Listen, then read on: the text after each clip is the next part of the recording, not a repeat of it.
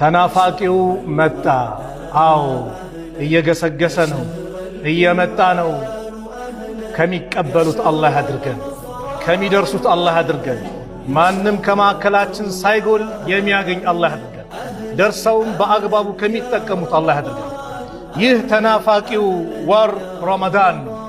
በሁሉም ሙስሊም ልብ ላይ ያለ፣ ሁሉም የሚወደው የሚደሰትበት፣ ረሕመቱ የበዛበት፣ ኸይር ነገሮቹ እጅጉም የበዙበት፣ አላህ የመረጠው ቁርአንን መርጦ ያወረደበት ወር ይህ ረመዳን ወር በብዙ ሙስሊም ልብ ላይ ትልቅ ቦታ አለው።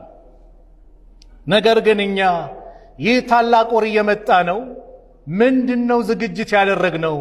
በምን መልኩ ልንቀበለው ሳሰብነው? ሁሌ በየዓመቱ ረመዳን ሲመጣ እንድንቀበል አላህ ወፍቆን ሳለ ነገር ግን የምንቀበልበት መንገድ ጥሩ ካልሆነ ደግሞ ከገባንም በኋላ በዚህ በተናፋቂው በተወዳጅ ወር ውስጥም ሆነን የምንሰራው ስራ ስኬታማ ላይሆን ይችላል። ለምን? አቀባበላችን ከተበላሸ ካልተስተካከለ፣ ዛሬ ዝግጅት አድርገን ካልሄድን ለነገው ይከብዳልና ነው። ቀደምቶቹ አመቱ በአጠቃላይ እነሱ ጋር ረመዳን ነበረ። አመቱን በአጠቃላይ አላህ ረመዳኑን ወፍቋቸው እንደጾሙት ዱዓቸው እሱ ነው። አላሁመ ተቀበል ሚና፣ አላህ ወይ ከኛ ተቀበለን፣ አላህ ወይ ከኛ ተቀበለን። የደጋጎቹ ዱዓ ነበር የቀደምቶቹ። ከዛ በኋላ 6 ወር ይህንን ተቀበለን ተቀበለን ካሉ በኋላ ቀሪ 6 ወራቶችን ደግሞ አላሁመ በሊግና፣ አላህ ወይ አድርሰን፣ አላህ ወይ አድርሰን እያሉ አላህ እንዲያደርሳቸው ምን ያደርጋሉ? ይማጸናሉ። ስለዚህ እነሱ ጋር አመቱ በአጠቃላይ ይህ ተናፋቂ ወር ውስጣቸው ነበር። ሁሌም ይናፍቁት፣ ሁሌም ይወዱት ነበር።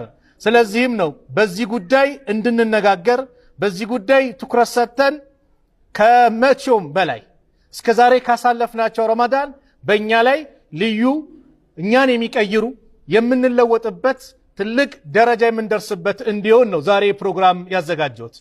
አምር ኢብኑ ቀይስ የሚባሉ ታላቁ ዓሊም ሙሐዲስ ምን ይላሉ? ጡባ ሊመን አስለሐ ነፍሰሁ ቀብለ ረመዳን።